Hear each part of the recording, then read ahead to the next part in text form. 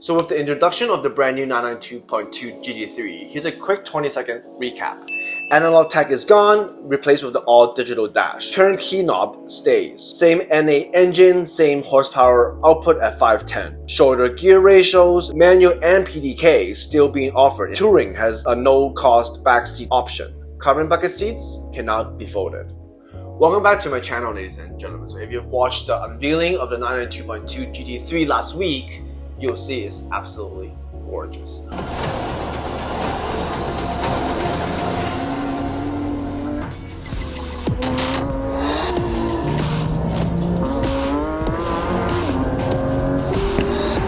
One thing is that I would thought that there would be more of a change visually, exteriorly, and from the engine. So it's a bit disappointing that yes, it's a bit more aggressive. Engine output is at 510. Surprisingly or not, there's a slight dip in the torque, around 20 pound-feet of torque of dip.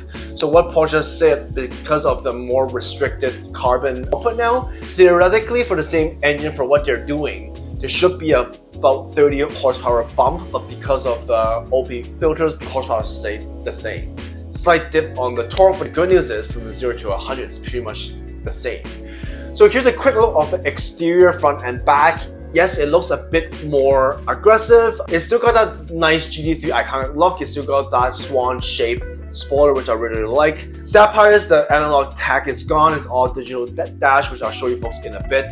Me, I really like that analog dash. It's a good in-between of modern and a throwback, but again, it is what it is. It's all digital dash. The good thing is you can self-tune it back with the 9,000 RPM, and there's actually two layouts that you can see. It's actually pretty cool. Thank God the turn key knob stays. That function is like, I really like this. It's a good shout out back to the Porsche racing days. A bigger improvement is a shorter gear ratio. So what they're saying is like, it'll give you more lower end torque. So when you're on the track or just like on the road, it's going to give you a bit more aggressive on the lower end torque. Really thankful that manual is still offered in the Wing and Touring. Good thing that Porsche actually listens to their consumers. A lot of consumers that buy the Touring, they want to have the backseat option. It's just because for the Touring, it's just more of everyday driving. They want more trunk space. They want to haul their friends around, so that's really good to have. This one, I'm a bit surprised. They actually brought back folding bucket seats, which I think is a really cool concept. So what's new? What's new is actually it's not much. It's basically just the exterior.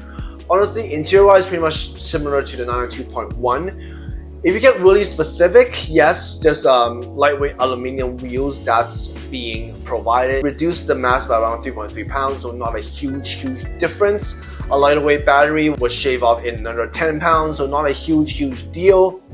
A cool thing is, for the first time ever, apart from the GT3 RS, in the regular GT3, the winged one, you would get a white set package. You get an anti-roll bar and you get shear panels on the rear axle that are made of carbon fiber as roof, side plates, wing, rear wing, exterior mirror top shells, mirror triangles, and the air plate, the front area. There's going to be a lot of carbon fiber. You will actually save another 20 pounds.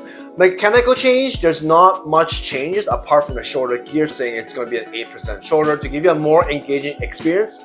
So good news is it applies to the 7-speed PDK and the 6-speed manual. So hopefully that will give us a more punchier ride.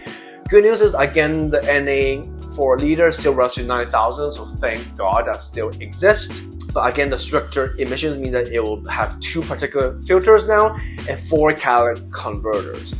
Because of the stricter emissions, I'm kind of afraid of what the exhaust would sound like. Inside-wise, you'll get additional leather and you'll get the raised text. And if you want the super lightweight package, you can actually get forged Maxinium wheels, but that will be available for additional cost. That sounds all good and great, but I just really want to know around how much it will be. So when the order guide comes out, when the configurator comes out, we'll go through everything again.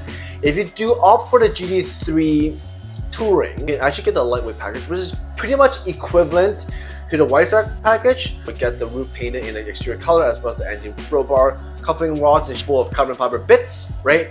And then, believe it or not, the shortened gear level is actually borrowed from the 991 ST. So it's actually pretty cool. Like, the ST is such a rare car, but even for a GT3, they're actually borrowing concepts from this rare car. So I'm actually really eager to actually drive one to see what it's about.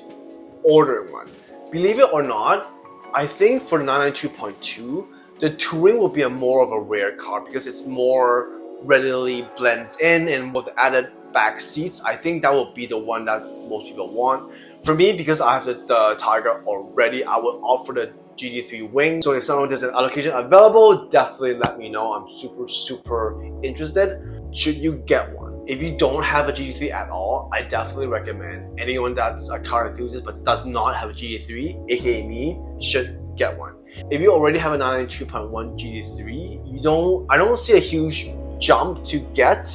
Of course, you get a digital dash. Of course, you get an 8% shorter gear ratio. Boohoo, it's not a huge difference. Save the allocation for me, please. If you already have a 992.1 GT3, I don't really think getting one would be that much of a huge difference. So the official pricing is not out yet, but they were saying it's going to be around 60,000 more US than the 992.1. So with a starting price of around 230, and then whatever option you get, it'll be around the 250 mark, and that's US.